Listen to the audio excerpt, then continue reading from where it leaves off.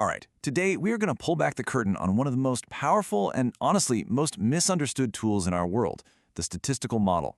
And we're going to do it by talking about something we all get, a simple recipe. So let me ask you this. What on earth could a perfect cake possibly have in common with a major financial forecast?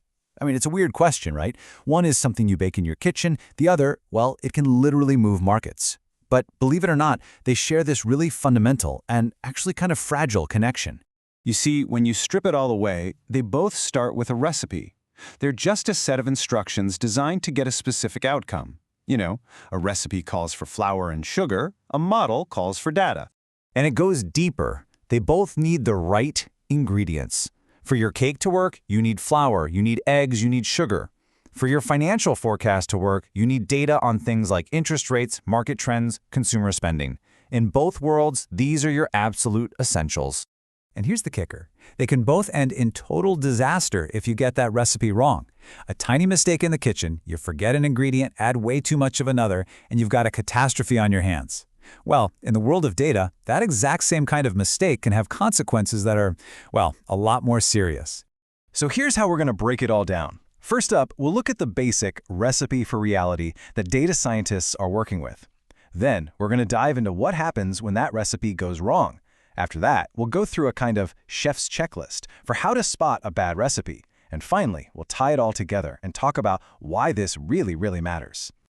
Okay, so let's start with the most basic, most fundamental recipe in the entire data science cookbook. You can think of it as the statistical version of learning how to make a simple sponge cake. It's the foundation for almost everything else.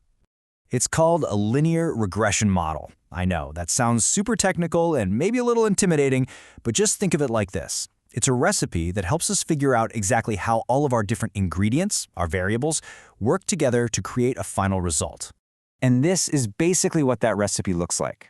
That big Y on the left, that's your outcome, your perfect cake. The X's are your ingredients. Think flour and sugar. And those little B's, that's just the amount you need of each ingredient. The whole goal here is to find the perfect combination to get the best possible result. But what happens when there's a flaw in our recipe? In the world of stats, they call this model misspecification, but we can just think of it as a kitchen disaster waiting to happen. So let's look at a couple of really common ways a recipe can just completely fail. Okay, so the first big mistake is super simple. You just forget a key ingredient. So here we've left out the eggs. Now, in statistics, this is called omitted variable bias. And what makes this so incredibly dangerous is that the model might still spit out an answer that looks really confident, but it's completely and utterly wrong. You've left out a crucial piece of the puzzle, and your recipe is now basically useless. Now, another common screw-up is adding redundant ingredients. So imagine you add baking powder, right? That makes the cake rise. But then you also add baking soda, which also makes the cake rise. Now your recipe is totally confused, it doesn't know what to do, and the whole thing just collapses into a bitter mess.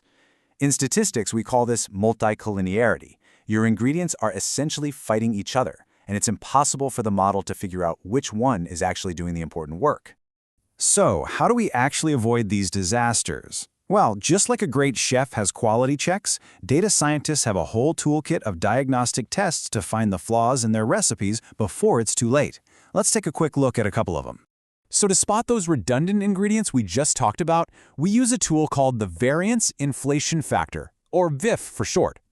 Just think of it like a special scanner that checks to see how much your ingredients are overlapping.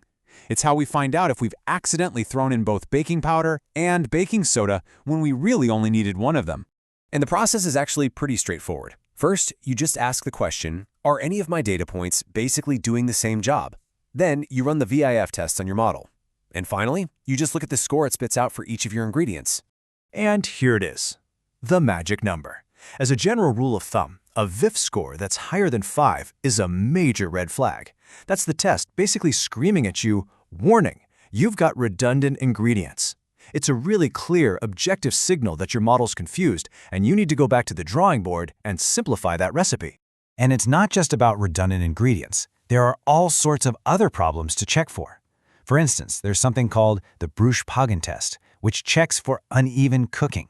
It makes sure your recipe works just as well across all your data, not just in some spots and not others. It's just another one of those essential quality checks for any good data chef.